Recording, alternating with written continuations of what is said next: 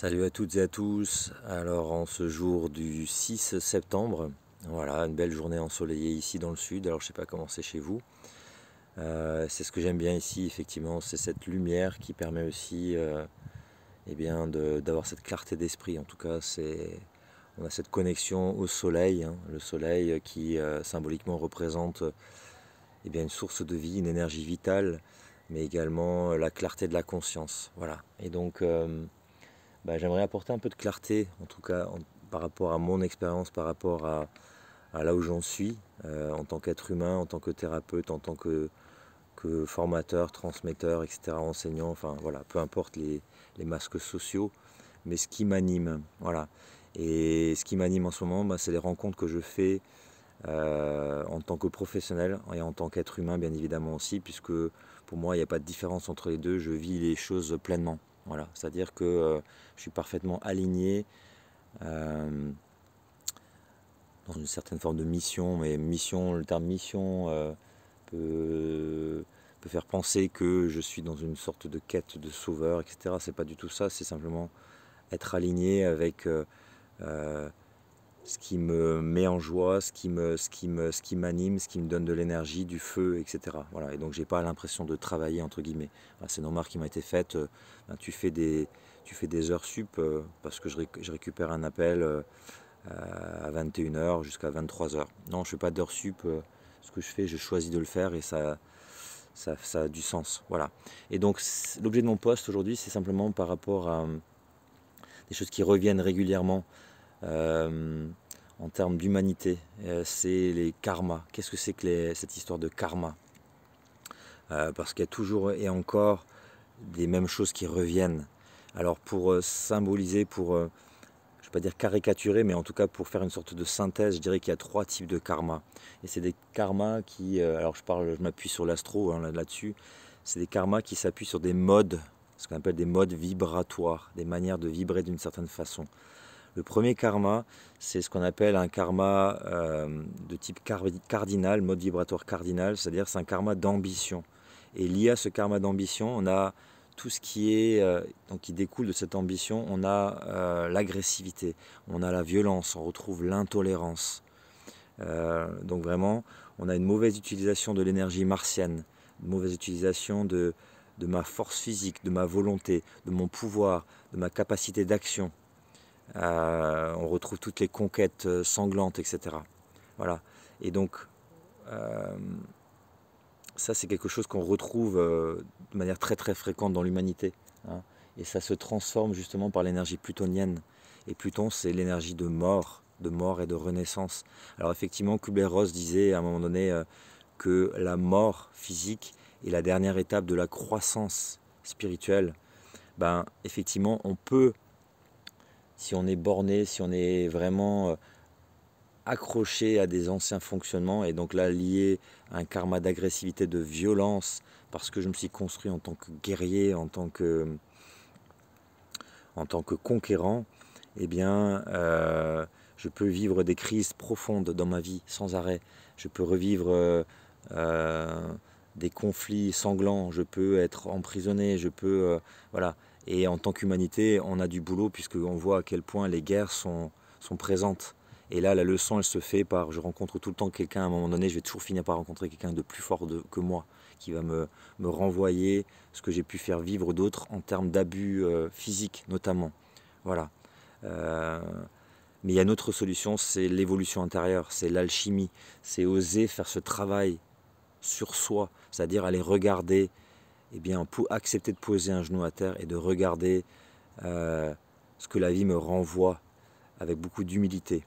Voilà. Et à ce moment-là, c'est le retour, le chemin vers soi. Voilà.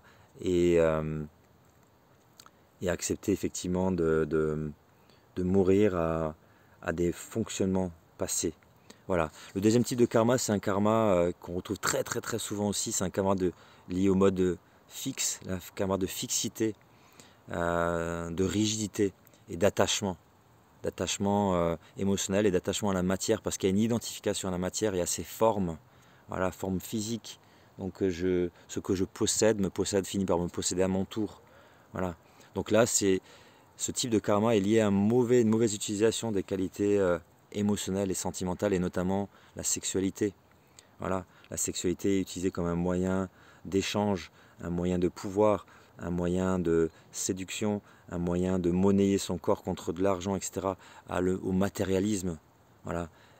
Et lié à ça, il y a vraiment une grosse problématique d'estime de soi. Voilà. Et donc, on retrouve tout le corps astral, hein, on retrouve toute cette astralité, comme je disais, voilà, ces égrégores d'attachement, de je t'aime, moi non plus. On retrouve toutes ces chansons, hein, toute cette culture aussi autour de ne me quitte pas, ce genre de choses, voilà, qui vraiment parlent de ce karma, ce type de karma d'attachement. Voilà. Qui est lié notamment, encore une fois, à une mauvaise utilisation de l'énergie sexuelle et à une ignorance là-dessus sur ce genre sur les lois du magnétisme en fait, de l'attraction animale. Voilà. Et donc l'idée là vraiment c'est de passer, c'est un karma type vénusien en fait, hein, aussi, hein, c'est vraiment de passer d'un amour intéressé, un amour séduction de la matière, hein, voilà, je suis la sirène, c'est vraiment le chant des sirènes, on est là-dessus, hein, et à une fusion en fait, c'est passer de Vénus à Neptune, c'est vraiment me connecter à l'amour inconditionnel, c'est me fondre dans le grand tout. Et là la leçon c'est eh bien, toutes les ruptures sentimentales, illusions, désillusions, voilà, ce que je ne veux pas voir, je le vois dans la souffrance, voilà. Il y a vraiment cette idée de lâcher à un moment donné. Là encore une fois, d'accepter de traverser le tunnel, accepter de sortir bien de la dépendance, accepter d'être bien avec soi-même, accepter d'apprendre à se connaître et de se connecter, prendre des temps seuls, des moments de retraite où je me connecte au grand tout, je suis dans la contemplation et je ne suis plus dans ces calculs sans arrêt. Voilà. Et ça, c'est valable aussi pour l'argent, bien évidemment. L'argent et cette énergie vénusienne, c'est juste un moyen, c'est un moyen de partage et rien de plus. Voilà. Et le troisième type de karma, c'est un karma en mode mutable. C'est un karma en fait qui est lié à une mauvaise adaptation. Voilà, c'est-à-dire c'est un karma clairement d'ignorance, mais aussi de défaut de communication. Voilà, c'est une mauvaise utilisation des mots, de la parole, du verbe.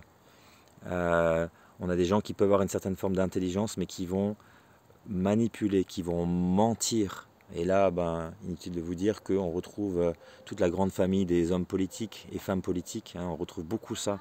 Voilà. Donc voilà, aussi une mauvaise utilisation des facultés intellectuelles, c'est-à-dire des croyances erronées, avec un refus aussi d'évoluer. Voilà. Je crois détenir une certaine forme de vérité. Voilà. Et au final, effectivement, je me suis enferré dans des croyances, encore une fois, dans un certain récit de la vie, et j'ai plus voulu évoluer. Voilà. Et bien, on arrive à des révolutions, on arrive à des révoltes, là aussi, plus ou moins sanglantes, mais ou des coups de tonnerre, des scandales. C'est passé de Mercure, le mental, plus ou moins contrôlant, à Uranus. Et Uranus, c'est l'octave supérieure, c'est-à-dire c'est arriver à l'intuition à un moment donné. C'est pas l'intuition, le ressenti, c'est vraiment l'intuition, c'est la clarté mentale, c'est le eureka.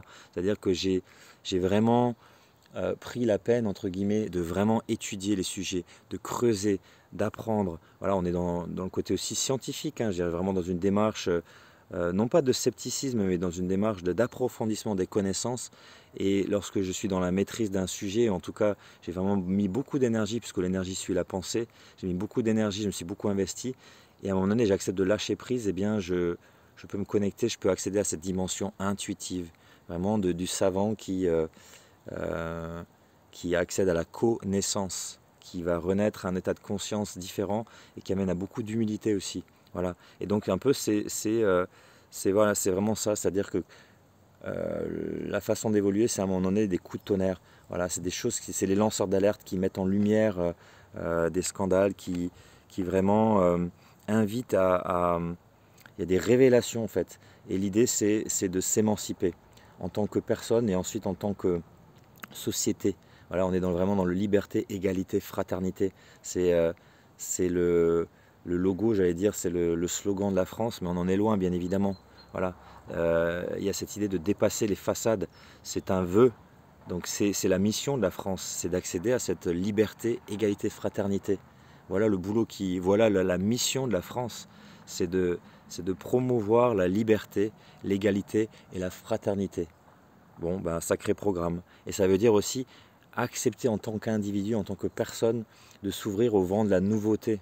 Vraiment sortir des ornières, sortir des évidentes vérités qui sont reproduites au travers de traditions, au travers de choses. Je ne suis pas contre les traditions, mais c'est vraiment lorsque quelque chose est erroné, lorsque quelque chose est périmé, eh bien on passe à autre chose. Voilà, on se connecte à cette intuition, on se connecte à la parole juste. Voilà, il y a cette responsabilité-là, quoi. Voilà. Et la France a une responsabilité, effectivement, en tant qu'âme, hein, c'est le cœur de l'humanité d'une certaine manière, en tout cas le cœur dans le sens lumière, conscience. Voilà. Voilà, bah écoutez, microcosme, macrocosme, tout est interrelié.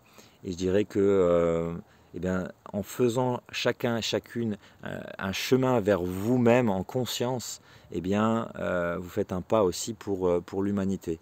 Voilà, sans se prendre la tête, tout simplement. Voilà, je vous embrasse. C'était mon message du jour, hein, ça fait 11 minutes 24. Et je vous dis à tout bientôt, voilà, au travers de ces vidéos, mais aussi au travers d'échanges de cœur à cœur, en visio et autres. Voilà, allez, à bientôt, ciao.